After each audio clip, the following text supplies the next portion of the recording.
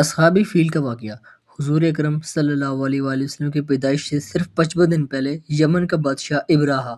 ہاتھیوں کی فوج لے کر کعبہ ڈھانے کے لیے مکہ پر حملہ آور ہوا تھا۔ اس کا سبب یہ تھا کہ ابراہا نے یمن کے دارالسلطنت صنعا میں ایک بہت ہی شاندار اور عالیشان گرجا گھر بنایا، اور یہ کوشش کرنے لگا کہ عرب کے لوگ بجائے خانہ کعبہ کے یمن آ کر اس گرجا گھر کا حج کیا کریں۔ جب مکہ والوں کو یہ معلوم ہوا تو قبیلہ کنانہ کا ایک شخص حیض و خزر میں جال بن کر یمن گیا اور وہاں کے گرجا گھر میں جا کر بہانہ پھر کر اس کو نجاست سے لاطپت کر دیا۔ جب ابراہ نے یہ واقعہ سنا تو وہ طیش میں آپے سے باہر ہو گیا اور خانہ کعبہ کو ڈھانے کے لیے ہاتھیوں کی فوج لے کر مکہ پر حملہ کر دیا، اور اس کی فوج کے اگلے دستے نے مکہ والوں کے تمام اونٹوں اور دوسرے مویشیوں کو چھین لیا۔ اس میں 200 یا 400 اونٹ عبد المطلب کے بھی تھے۔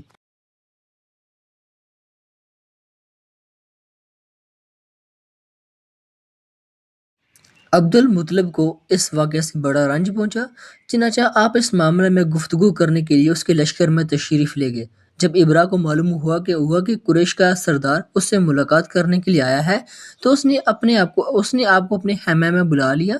اور جب عبد المطلب کو دیکھا کہ بلند قامت، رعبدار اور نہایت ہی حسین و جمیل آدمی ہے جن کی پیشانی پر نور نبوت کا جاہ و جلال چمک رہا ہے، تو صورت دیکھتے ہی ابراہ مرعوب ہو گیا اور بے اختیار تخت شاہی سے اتر کر آپ کی تعظیم و تقریر کے لیے کھڑا ہو گیا اور پوچھا کہ آپ کی تشریف آوری کا مقصد کیا ہے۔ عبد المطلب نے جواب دیا کہ ہمارے اونٹ اور بکریاں وغیرہ جو آپ کے لشکر کے سپاہی ہانک لائے ہیں، آپ ان سب مویشیوں کو ہمارے سپرد کر دیجیے۔ یہ سن کر ابراہ نے کہا، اے سردار قریش، میں تو یہ سمجھتا تھا کہ آپ بہت ہی حوصلہ مند اور شاندار آدمی ہیں، مگر آپ نے مجھ سے اپنے اونٹوں کا سوال کر کے میری نظروں میں اپنا وقار کم کر دیا۔ اونٹ اور بکری کی حقیقت ہی کیا ہے؟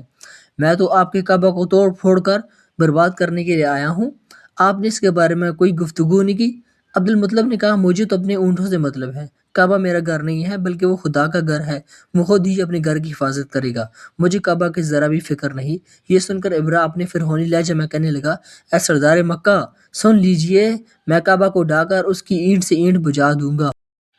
اور روئے زمین سے اس کا نام و نشان مٹا دوں گا، کیونکہ مکہ والوں نے میرے گرجا گھر کی بڑی بے حرمتی کی ہے، اس لیے میں اس کا انتقام لینے کے لیے کعبہ کو مسمار کر دینا ضروری سمجھتا ہوں۔ عبد المطلب نے فرمایا، پھر آپ جانے اور خدا جانے، میں آپ سے سفارش کرنے والا کون؟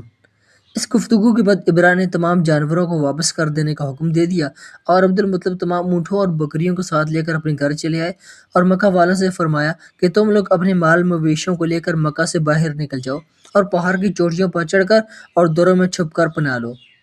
مکہ والوں سے یہ کہہ کر پھر خود بھی اپنے خاندان کے چند آدمیوں کو ساتھ لے کر خانہ کعبہ میں گئے اور دروازے کا حلقہ پکڑ کر انتہائی بےقراری سے کہا، لاہم ان المرء یمنہ راحلہ فمنہ رحالک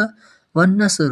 علی آل اسلب وحابدی الیوم لک۔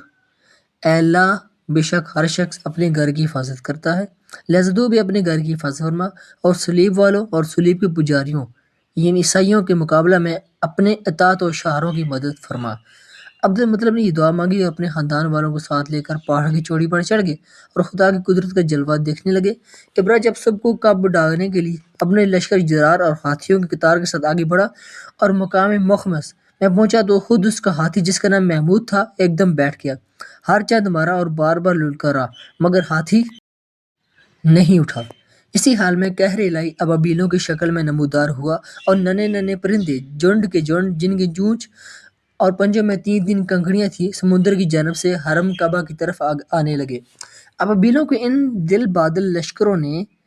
ابراہ کی فوجوں پر اس زور و شور سے سنگ باری شروع کر دی کہ آن ہی آن میں ابراہ کے لشکر اور اس کے ہاتھیوں کے پرخچے اڑ گئے۔ ابابیلوں کی سنگ باری خداوند قہار و جبار کے قہر و غضب کی ایسی مار تھی کہ جب کوئی کنکری کسی فیل کے سر پر پڑتی تو وہ اس آدمی کے بدن کو چھیدتی ہوئی ہاتھی کے بدن سے پار ہو جاتی۔ ابراہ کی فوج کا ایک آدمی بھی زندہ نہیں بچا، اور سب کے سب ابراہ اور ہاتھی سمیت اس طرح ہلاک ہو گئے